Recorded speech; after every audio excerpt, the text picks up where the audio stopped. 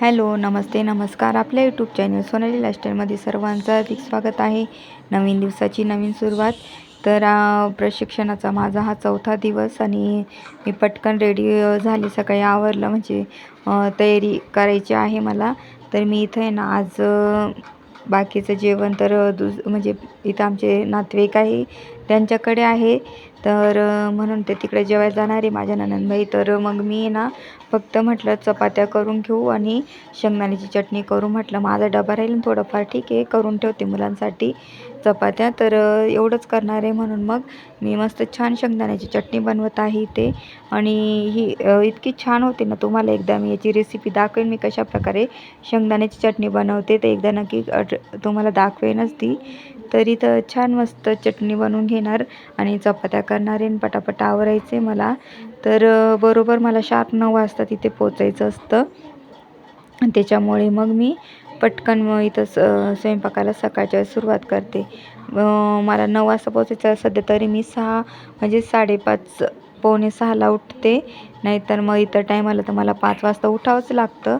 तर आता मी सध्या तरी पावणे 5 किंवा पावणे 6 जास्तीत जास्त 5:30च्या नंतर म्हणजे उठतेच मी. मला जाग येऊनच जाते आणि मग इथे सर्व माझे सकाळचं काम जे असतात ना, स्वयंपाकाचं काम, त्याच्यानंतर देवपूजा, सकाळची झाडझूड वगैरे, घर बाकीचं जिथल्या तिथं वस्तू सर्व म्हणजे मी ह्या आवरून घेत असते सकाळी. सर्व घर व्यवस्थित करूनच जाते मी.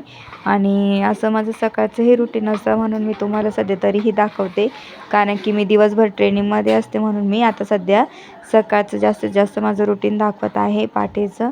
तर इथे वाजले आहे 6 बरोबर.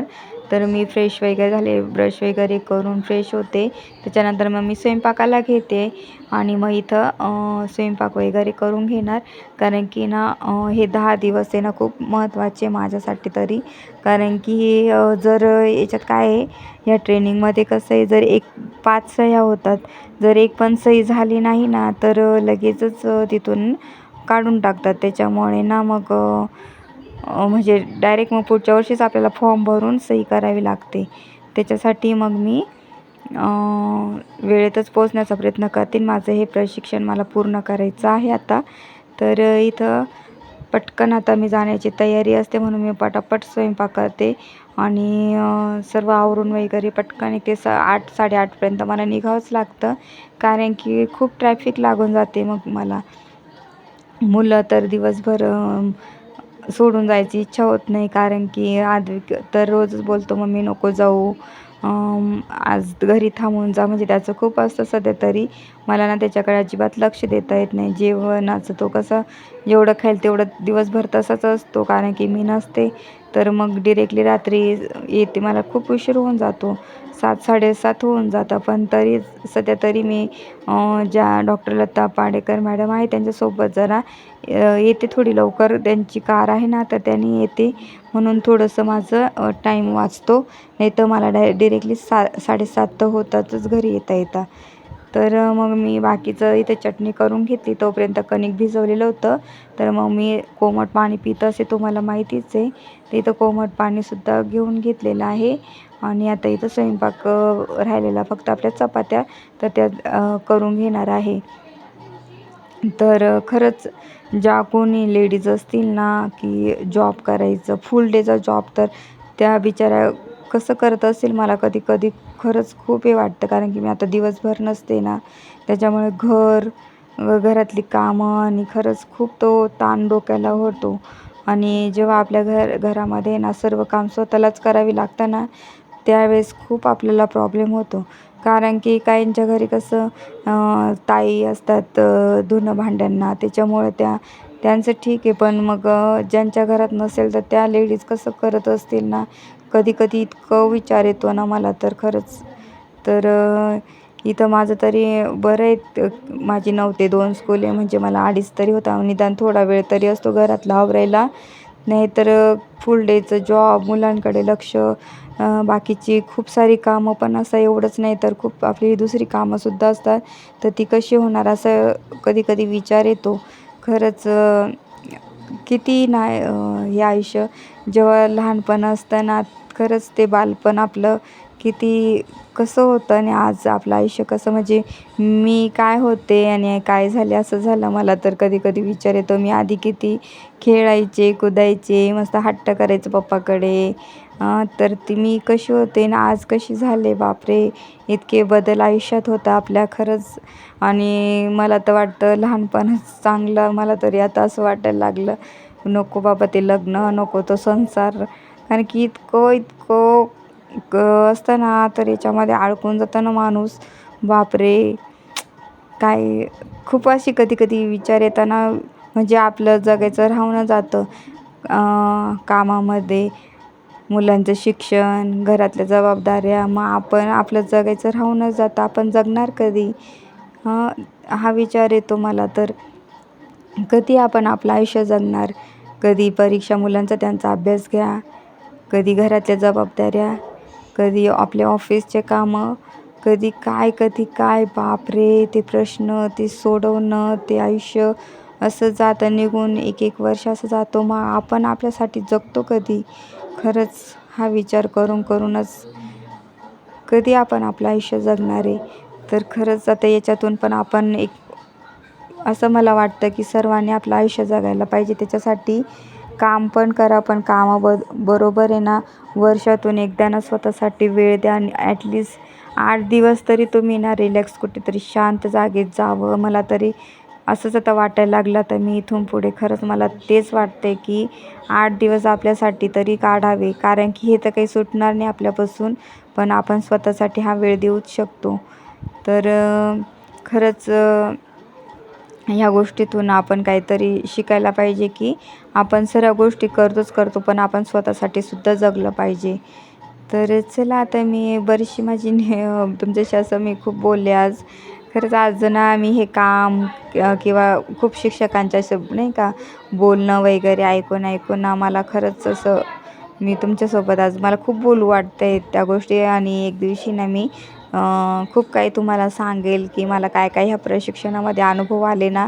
हे प्रशिक्षण संपल्यानंतर प्रत्येकाच्या खूप काही गोष्टी आहेत, तर त्या मी नक्की तुमच्यासोबत शेअर करेल. आणि खरंच कधी कधी ना ते प्रशिक्षण घेता काही म्हणजे असं बोलणं ऐकलं ना, तर खरंच डोळ्यामध्ये पाणीसुद्धा माझ्या आलेलं आहे की खरंच असं पण असतं का. तर मी नक्की तुम्हाला सांगेल की काय काय त्या प्रशिक्षणामध्ये काही गोष्टी झाल्या, शिक्षकांनी त्यांचे अनुभव सांगितलेले आहे, त्यांच्यासोबत ज्या घडलेल्या गोष्टी सांगितल्या, तर त्या खरंच मी तुम्हाला नक्की सांगेनच. तर इथे मग बरीचशी माझी कामं झाली. मी आता चहा वगैरे, ब्लॅक टी असतो माझा, तर ब्लॅक टीच घेते मी सध्या तरी. तर इथं ब्लॅक टी घेते आणि चला मी आवरते आणि पटकन बोलते तुमच्यासोबत. तर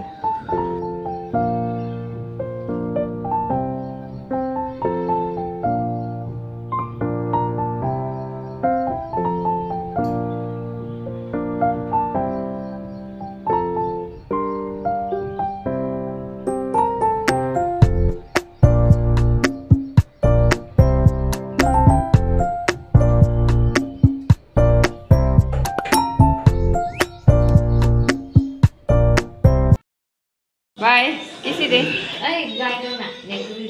किसी दे मामाला मामीला पण करणार. चल बाबा येते.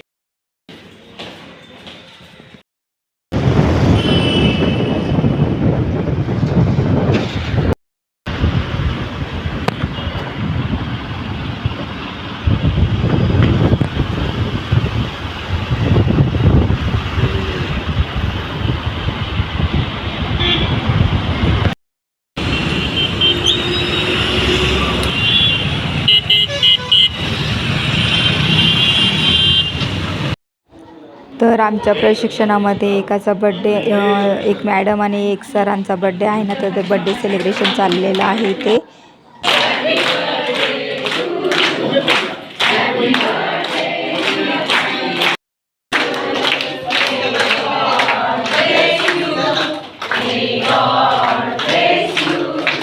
तर प्रशिक्षणामध्ये ॲक्टिव्हिटी घेता येतं, खूप मजा येते. तर चला ॲक्टिव्हिटी तुम्ही पण बघा.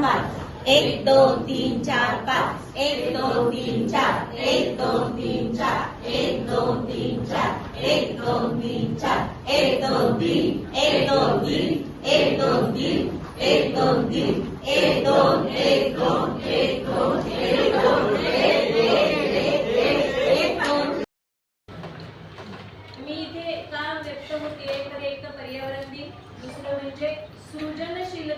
सर्जनशीलता या दोन्ही अंगाने, तर त्याचा संदर्भ इथे येईल. आणि ती खरं पाठ करून म्हणायला पाहिजे, पण ती माझी पाठ नाही म्हणून आधीच मी दिलगिरी व्यक्त करते. टाकून दिलं असेल कोणी यात्रे करून मला इथं, टाकून दिलं असेल कोणी यात्रे करून मला इथं. अनाथ बापडा मी मातीच्या कुशीत शिरलो, पावसाच्या शिडकारानं शहारलो, अंकुरलं, फांद्या फुटत गेल्या, वाढता वाढता वाढत गेलो आणि असा आता मी डेरेदार वृक्ष बनलोय. मात्र माझ्याकडे आणि वाजले आहे 6:30. तर आज लवकर आले मॅडम. मला रोज काल पण सोडवलं ना आज पण त्याच मॅडमनी मला सोडवलं वाडीमध्ये. तर चला मी आता फ्रेश होते आणि नंतर होते तुमच्यासोबत.